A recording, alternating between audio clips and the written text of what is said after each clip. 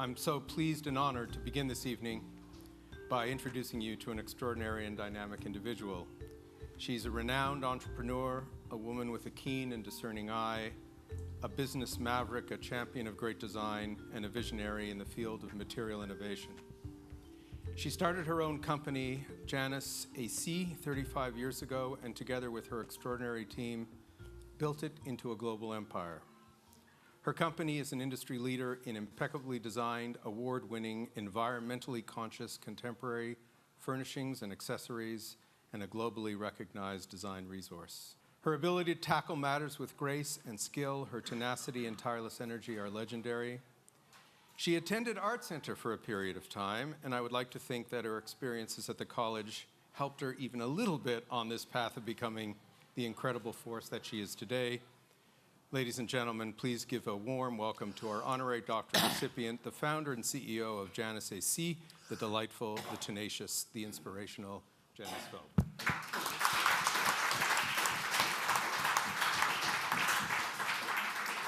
Story Musgrave. How does one begin to tell the tale of Story Musgrave? At ArtCenter, he's been a beloved instructor in the grad ID program for the past 12 years. And what he has accomplished out in the world literally extends beyond our planet into outer space itself. He is a singular story of a cultured and learned man unlike any other. He's a former NASA astronaut with 6 academic degrees and 6 space flights under his belt. He's the only person to have flown on all 5 space shuttles. He was a Marine, mathematician, jet pilot, trauma surgeon, poet. You get the idea here. The list goes on. Catch him if you can. He is the quintessential Renaissance man, a poster child of polymaths. Please welcome our graduation speaker and honorary doctorate recipient, Story Musgrave.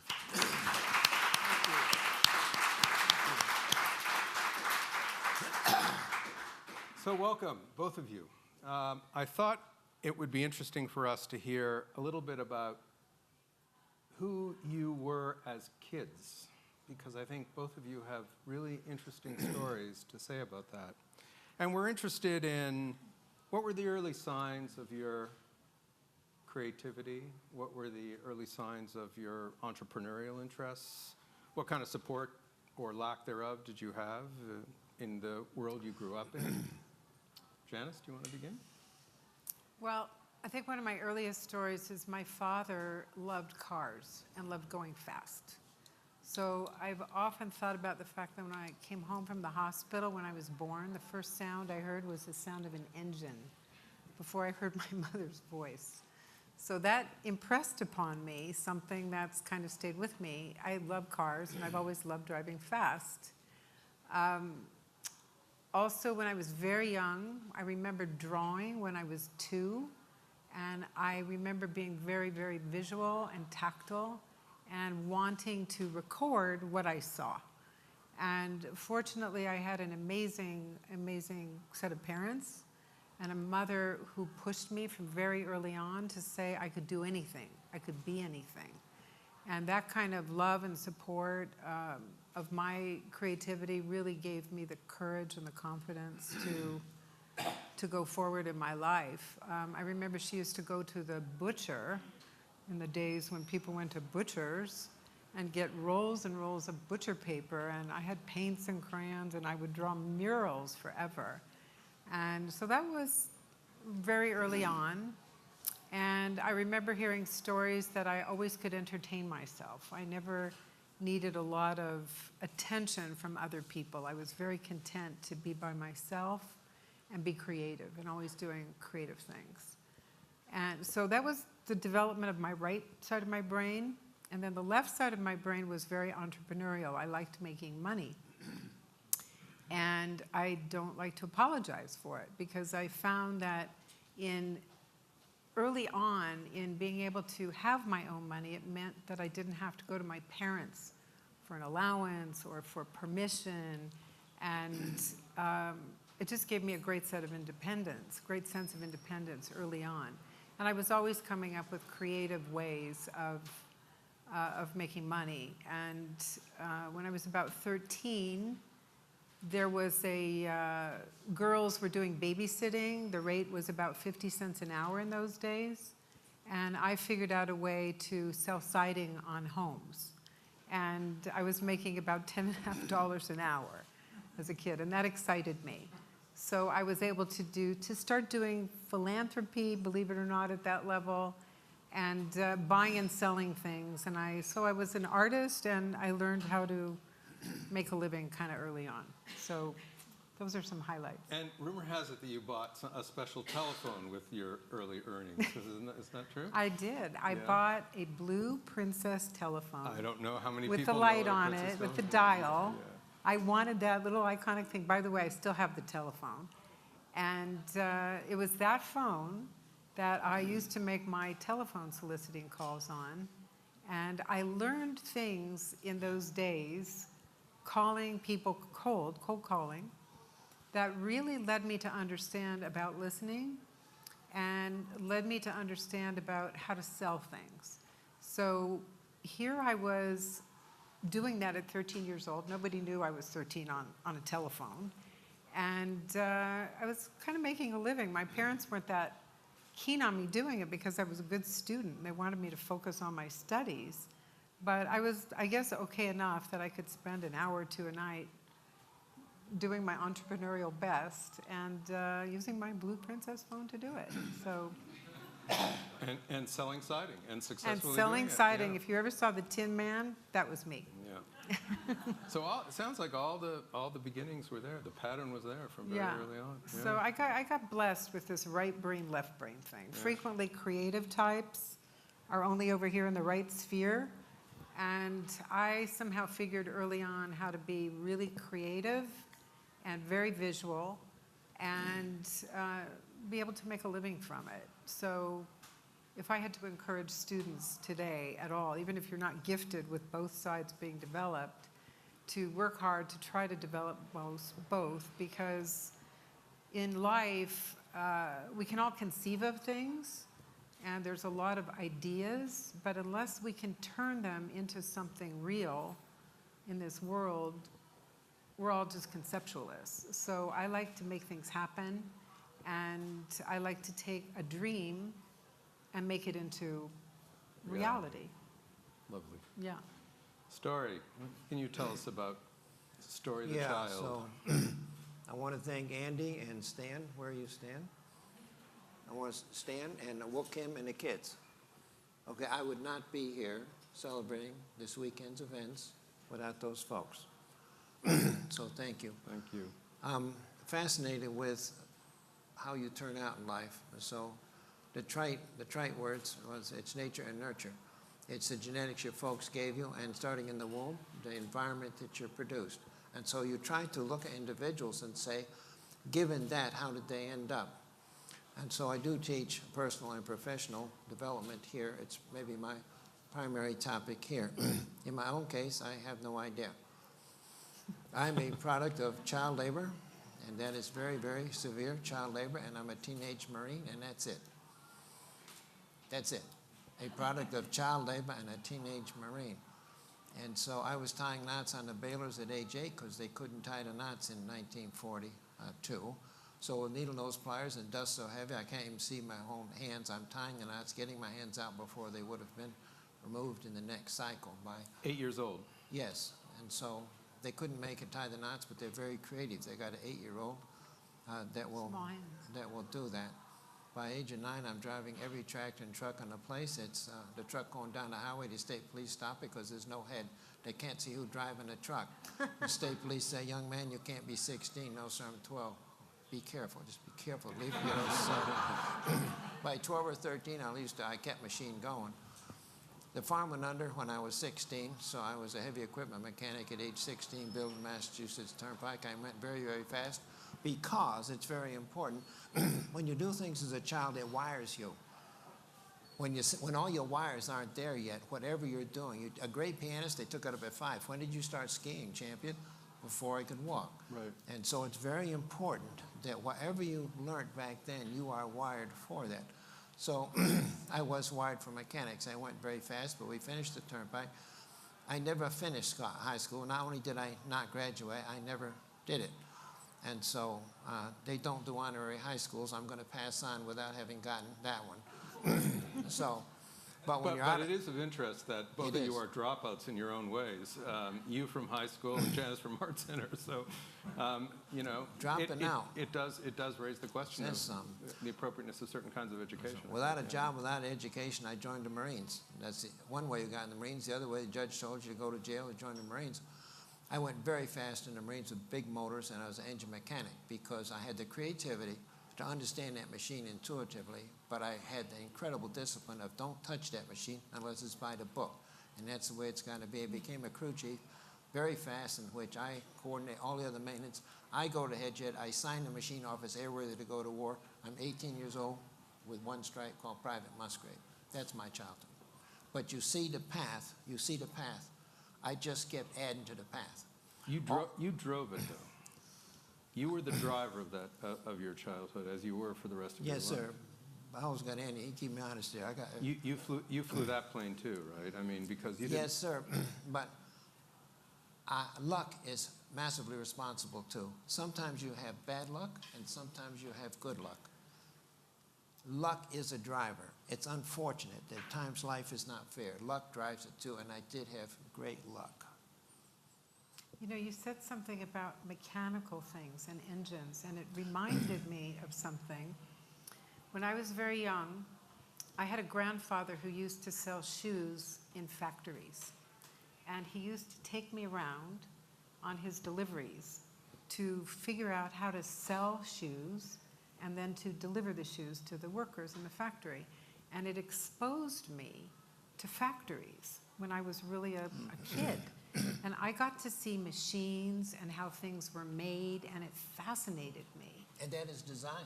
Yeah. Design is production and creation. However you do it, whether you do it with a sculpture, whether it's an architect drawing, graphic, or it's in the factory. Yeah. It's design. So what happened was when I was taking whatever the tests are, when you're a kid and they're trying to figure out your aptitude and what you're good at and so on, I remember I was tested for mechanical ability, and I scored in the 99th percentile. And they said, it can't be correct, she's a girl. Oh, dear. Seriously. So they made me retest. And of course, they give you another test, the same ideas, but different questions, and I tested 99 again. So they realized that I had a pretty good mechanical ability, which is probably another reason I like cars so much. I'm not very good at electronics, but I love to build things. I always like to make things. I think that's part of your design genius, too. Yeah, there's no question. Look at everything you make. Yeah, no, and I'm obsessed about all these That's part of your design genius. details. It's your mechanical genius as well. Yeah. So back to the little story about my mom. When I was probably 11, whenever girls were taking home economics, that was the course we had to take. And home economics was sewing and cooking. And sewing and cooking in those days were sewing a very simple thing, and I came from a very sophisticated Hungarian grandmother who taught me how to make soufflés when I was a little kid. So what they were teaching me in some simple little cinnamon toast, I was super bored in school. So I wanted to take wood shop. And what? Wood shop.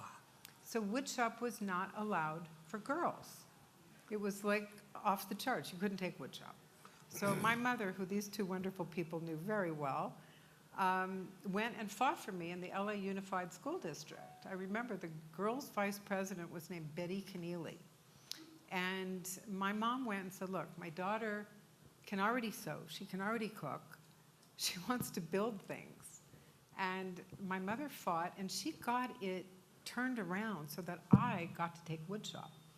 And it was the beginning of looking at, you know, Pioneer then. Pioneer, really, if my mother had not done that, she was a real thinker, and I was independent, and she supported me. And a great model for you. Yeah, wonderful. Yeah, absolutely. So I'll give just 1 sentence on that. So I do have an 11-year-old daughter, not granddaughter, daughter. And her name is Story. Her name is Story Musgrave. My oldest daughter is 57, but it's so far. We got April 21st. You don't know what's going to come next. But At the age of 7, she's driving 2 John Deeres, 2 Kubotas, her own all-terrain vehicle. She's got a dirt bike today. But the important lesson is here, when you got kids, it's just like an adult. What experiences do you need to give them to grow them? She's not only massively digital art and cooking, but she's also getting a good share of the mechanical world. And I think that's going to play into all kinds of synergies in the future, the same way it did for you. Yeah, no, it's really important because when you can figure things out. And you see it everywhere in the school here. You see a massive, you just walk the halls and you see mechanical. Every room, you see mechanical stuff going on. Yeah. So I have some individual, from reading about you and learning about you and talking to both of you, I have some individual questions. So I'm just going to, I was going to start with Janice, but I'm going to start with you, Story, just the way the conversation. I think you already started, didn't you already? Yeah, I did. That's right. That's why I'm giving you your turn to start first here. But I've heard you speak, and I've read, and I've seen you really talk a lot about what I'm going to call the transmutation of skills. That what you do as you move from tractors to planes to the Hubble telescope, and how you understand your own development, your own growth, and your own these projects as taking skills that you find and applying them in different kinds of contexts. And I'm fascinated by that as a way of learning, as a way of seeing, as a way of being. I think there's a little bit of Dorothy Hamill mixed into that story, a little bit about an engineer in Berlin working on a shower head. So can you talk a little bit about that? My path from the farm to heavy construction equipment to the Marine Corps airplanes, and then I was a tank mechanic. That's another one, a tank mechanic going through college. Then I was a heavy equipment operator.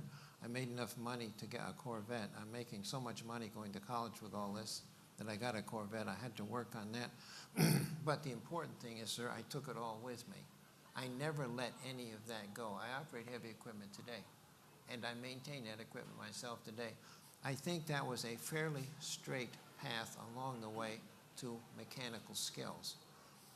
Fortunately, when I got into big computers and from machine intelligence, that led me to biological intelligence. So I went from big computers at UCLA to Columbia to do neurophysiology. That gap there, well, then I added that to the equation. But in terms of spacewalking, when I joined NASA, I became the lead spacewalker and was for 25 years because a spacewalker got to do mechanical work.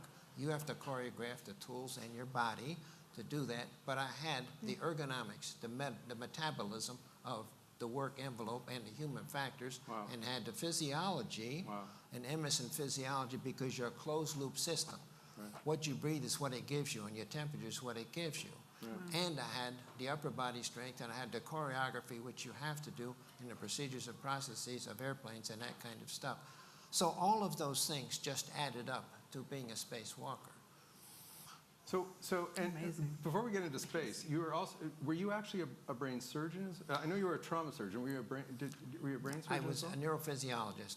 I got to Columbia the first week in school. I saw a neurosurgical research lab. I said, that's me, and it's why I came here. I knock on the door, I want to work here.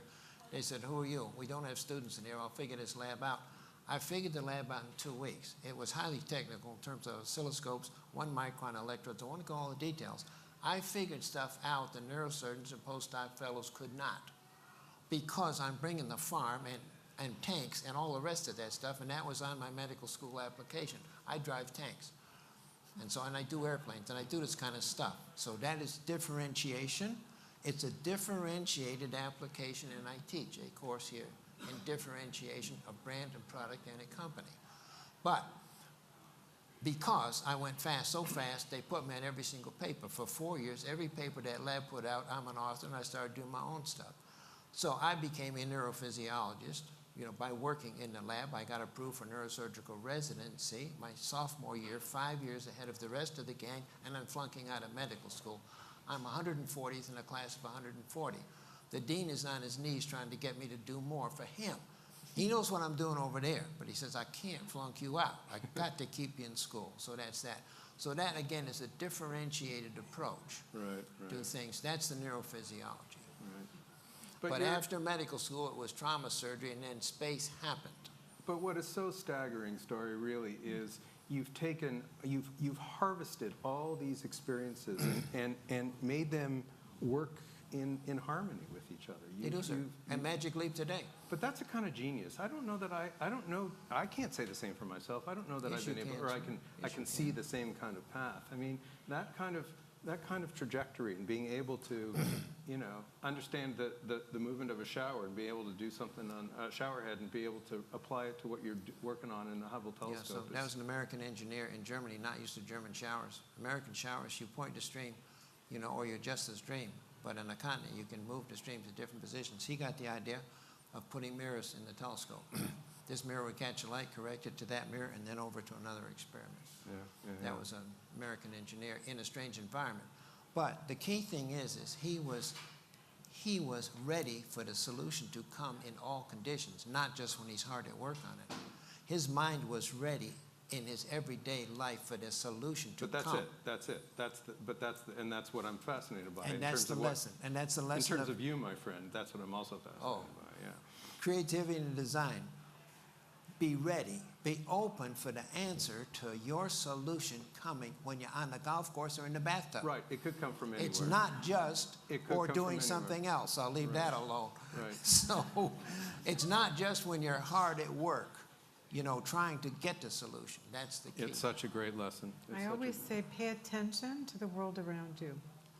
Yes. So many people look at life linearly, and they end up with this normalcy bias about what's normal and what's expected. And it doesn't allow for other things to influence decisions and change and creativity. So paying attention to the world around you, whether you're watching a company that you want to invest in, or you're looking for a mechanical solution, or you're looking for an intuitive solution. That's something else that I really talk about a lot, is we all are gifted with a great amount of intuition. And because of this super fast lane that everybody's working in and focusing on, we suppress the intuition. And the intuition actually is the place where we can see more in the world. And it's often just put to sleep. But that's an image I use in my presentations as a 3-year-old. Every single 3-year-old does just what you ask for. That's engagement and interaction with their environment. They don't care where they are. They're into that game. Mm-hmm. It's curiosity. What is this and what am I going to do with it next? 3-year-olds. So we tend to lose that. yeah, but it's really important. Steve Jobs invented the iPhone by watching children and how they work. I was recently watching a little 2-year-old who had a magazine in front of her. So let's just say this is a magazine. It had a picture. And she was looking at this print magazine, and she was doing this. Yes, yeah. I've seen that. Same thing happened to my kid, too. She was trying to pick it up. Yeah. She was trying to pick up the picture. I went to read my little book, girl. She's about 4. We're going to read this book, and she's doing this on a book. Yeah. She says it's broke, Daddy.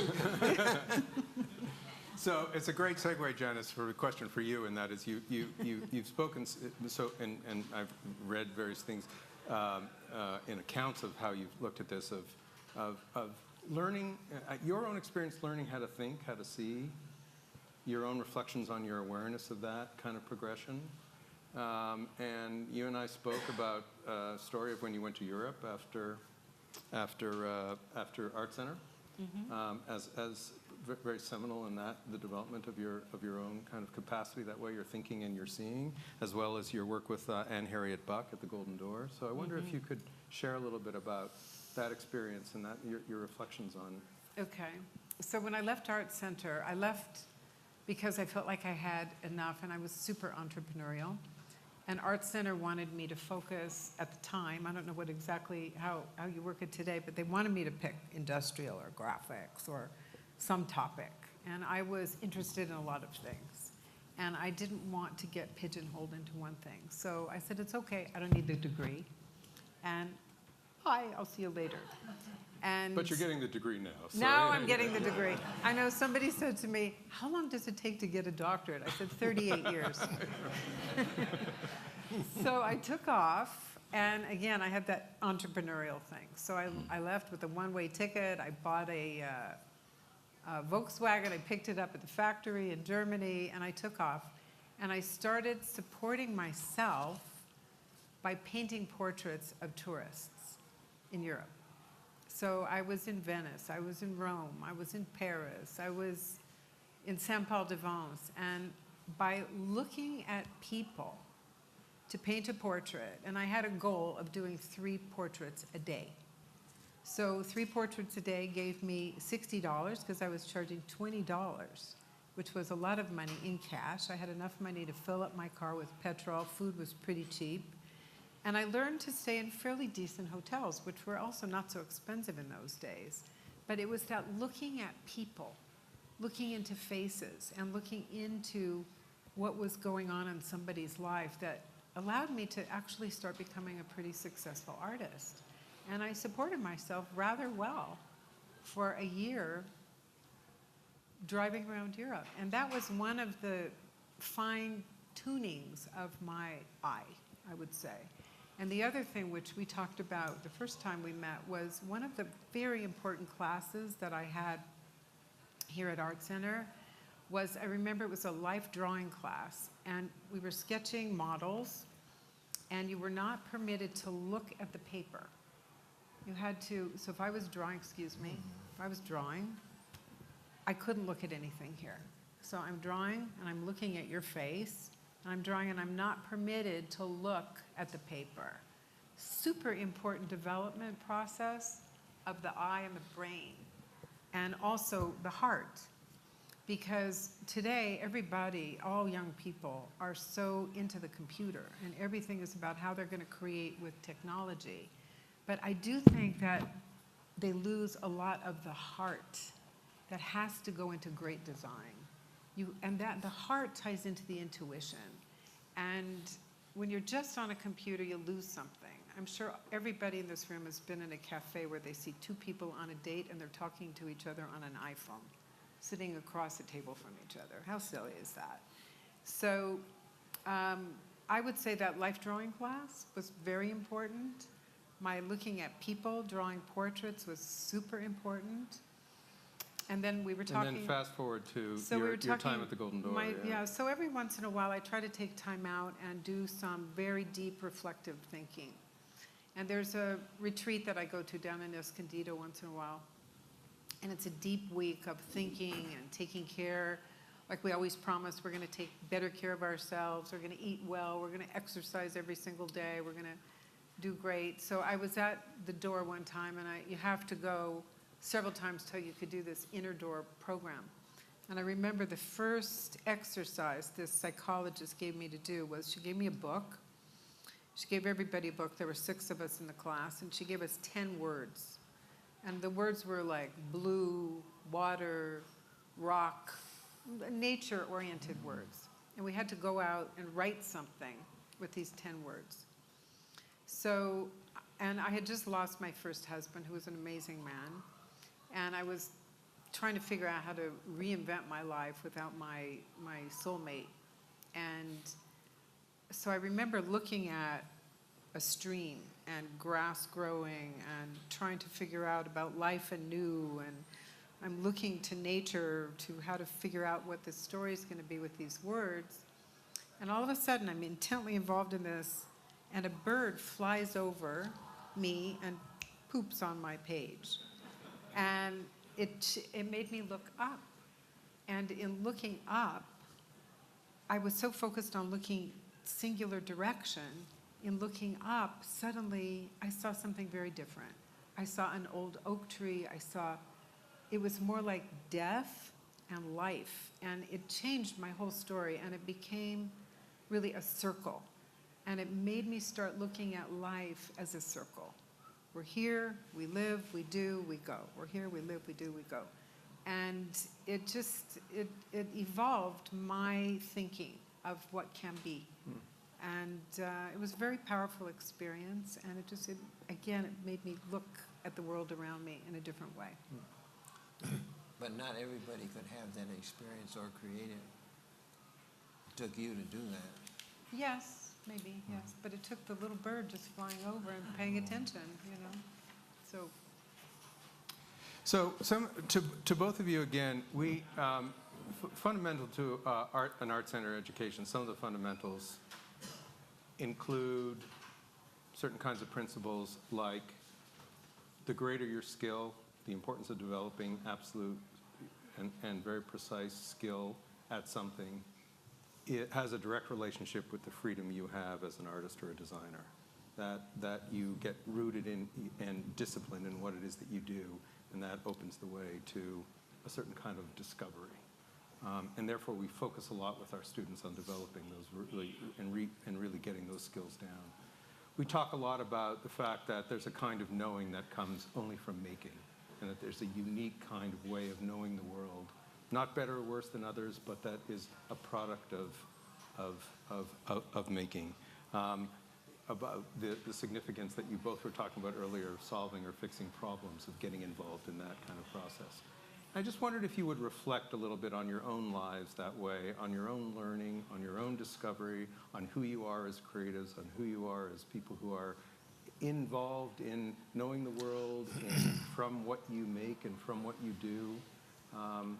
Story, do you want to take off? Yeah, that's right into my program with personal and professional development and what life is. Life is simply one opportunity after another. And so you figure it out, you get it done, you learn from it, you take it with you. You never let anything go behind. If you did, if you worked in Chick-fil-A at the age of 15, don't ever forget that, because you're on the way. If you can do fast food at the age of 15, you're on the way, and I would hire you right out. And so you take that with you, and then it's your heart, your passion, and your love for what you do that leads you to the next opportunity. It's the next thing. And so it's April 21st. You look in the mirror and you say, who am I today? What are my skills? And skills are, to what level of mastery have I achieved them? It's incredibly important to push some of them, at least to this level, where you can't do them, and you call yourself that. And then it is the next mountain that you're going to climb. And that's what life is. And I look upon them as playing fields. You get dropped on some playing field. What are the rules of this game? What skills? What education? What do I need to get to a desired object, the finish line? So that's what life is. It's one playing field after another, and you're growing into more and more excellence. You're growing yourself as a multi-talented person as you acquire more and more and learn along the way. But important that to love what you do and do what you love. As you said, the passion is incredible, and that's the heart. You've got to have the heart, but have to have that really sink in. So life is a whole series of opportunities that you choose. It's forks in the road you didn't plan to, and you're preparing for something that you didn't know about. All this preparation is for an unexpected, unknown destination. When I'm a farm kid, I didn't want to be an astronaut. There were none. That came later. And everything I did in life was leading to some fork in the road that was unexpected and unknown. That's so true. And people today, I think, get so pigeonholed into a position or a job. And there's so much more competition in the world today than when we started growing up. We were more free. And I know I was blessed to have parents that gave me courage and encouraged me to go and do. And not everybody gets that. So some people are a little more free because they were encouraged to take their own power and do something with it.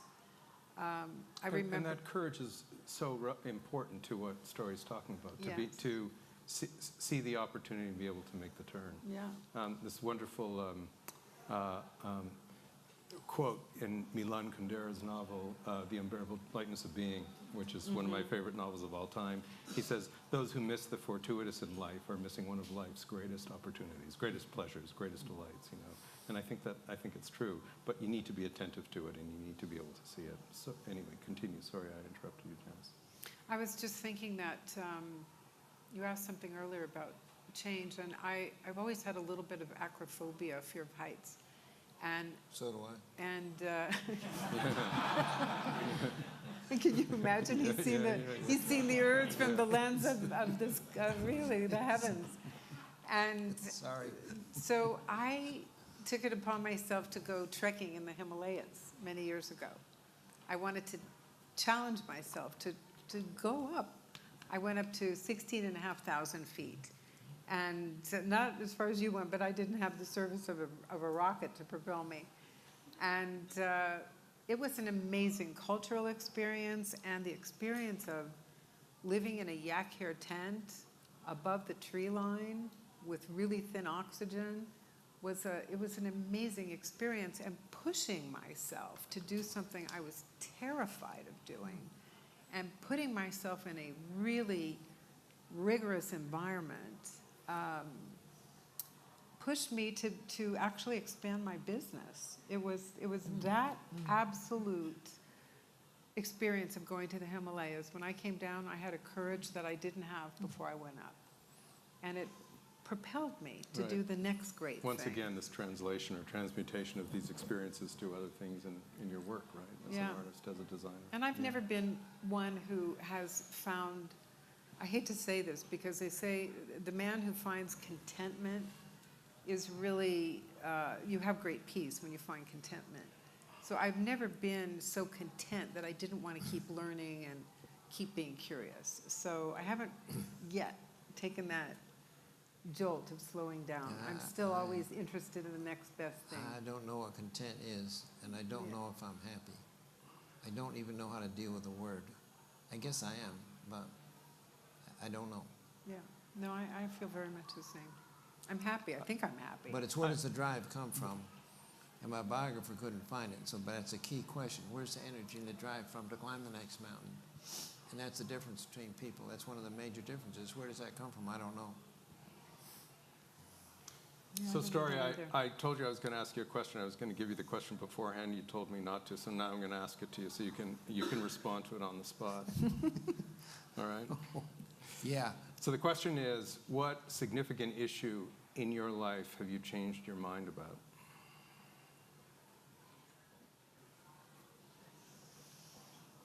I'd have to answer none. My concept of myself is that I haven't changed since the age of 3. At the age of 3, I was in not a nice world, and I knew what the world was. And but looking back at the age of 3, I see no significant change in Story Musgrave. And my hero in life is the child that brought me to where I am today. And so that's my hero, the person that brought me to adulthood where I could take advantage of the massive opportunities. And so I don't mean to be morbid tonight, but my great-grandfather shot himself, my grandfather shot himself, my father shot himself, my brother shot himself, and my son shot himself. Good God. My uncle took rat poison, and aunt drowned herself in the bathtub like the Houstons, and other aunt did alcoholic varices. That's the way they went. And so, I was not born with a spoon in my mouth. I came in the world that was not terribly nice. But I don't wish that drama on other people. But where I am today, I don't regret a second of the life. So how you view the past is, very critically, and it's very important, how you view the past is what you like today and you hope for the future. Because it took every second of back there to form who you are and to make who you are. And so, you look at a past that wasn't so terrific, but, here I am, ArtCenter today. Right. And I like what I got, and I have hope for the future. Right. So it's not translatable for you into some conviction that you had that now you're looking at another way. It's all part of But that journey that you've outlined. If I were to examine it, maybe I could find some major switches, but I cannot. And so I stretched my mother into exploration, how many miles I could be gone. I went into the pine forest at age 3. This is a 3-year-old. Into the forest at night alone, and that was more of an exploration than space flight. But I had the faith in myself, and I had the faith that the forest was a nice place. And so, that's who I was. So I look at myself back then, and I look at myself exploring today, and I see a huge continuity between age 3 and now. And so, but I'll do some work on if I have had a major switch in who I am, a fork in the road of not in activity, but in who but I you am. see something in a new light that But at another point in your life you would have been absolutely convinced was this. Yes, was, but it's the continuity. It's the continuity which is such a support for me. Yeah. Janice, how would you answer that question Wow, for you? big question. First, let me say that I was born to be an optimist. That's part of my gift. I always look at the bright side. But I have to say, the moment that I decided to not do something, I was trying to do a peace concert in Egypt. I was trying to bring the Israeli Philharmonic to Egypt to do a concert with the Egyptian choir for the millennium. I started this commitment in 1996. I wanted to do it live on the air around the world. I had Mercedes lined up to be a sponsor. AT&T was lined up to be a sponsor. I had Zubin Mehta committed to go and bring the orchestra. And I got into a incredible discussion with the Egyptian Ministry of Culture to have this concert in Cairo. And I went to the temple of Hatshepsut to see Aida with 600 choir and elephants, and I was planning this whole thing, and it was the beginning of this reign, this horrible reign of terror that we're seeing in the world. And right where I was, 6 days later, there was a terrible massacre of 76 Japanese tourists. And it was something that I had worked on for several years, and I made a decision right then and there not to do it. Because, and I'm not a quitter, I push forward on everything that I do, but it was a time that I decided I couldn't risk the platform of thousands of people looking at a television screen all around the world, and it was a perfect storm for evil people to do something really bad in front of the world. And so I backed out, and I said, I'm not going to do it. And I felt terrible quitting, but I felt like I had to do it really because it was the right thing to do. And I guess for me, again, it's tough being a positive person, but I do feel a little bit like man is losing his spiritual self. And there's too much bad stuff going on in the world, and it's starting to permeate the optimism that we all want to live with. So I would say that that was a turning point for my life, and it's something that unfortunately affects all of us today. And it's very important that we don't suppress it, and we don't not pay attention to it, because it's unfortunately, we live in a different world today than we were beautiful, angelic children. So something I think about a lot. So before we close, both of you know that half of the mission of our mission statement at ArtCenter is influence change. Learn to create, influence change is our mission. And I wonder if you might reflect for us how you feel from your own point of view in your professional life that you've influenced change, how you would talk about change. I'm a big fan of Seth Godin, and he wrote recently that we're too data hungry, we're too obsessed with numbers, and what he likes to do in measuring the value of his work is he puts all the data aside, and he says, he asks the question simply, am I changing? We as creatives are in the business of changing lives, touching lives, changing them, making a difference. And that's what he's concerned about. And even if he only gets it anecdotally, that's the way he chooses to measure his success. And I thought that was a very powerful statement about who we are as creatives and how we can make a difference in other people's lives. And I would like to ask each of you to speak about how you've influenced change, how you think about change, and how you've made a difference in the world. You can choose who goes first. Me? You go first. I got one brand, sir.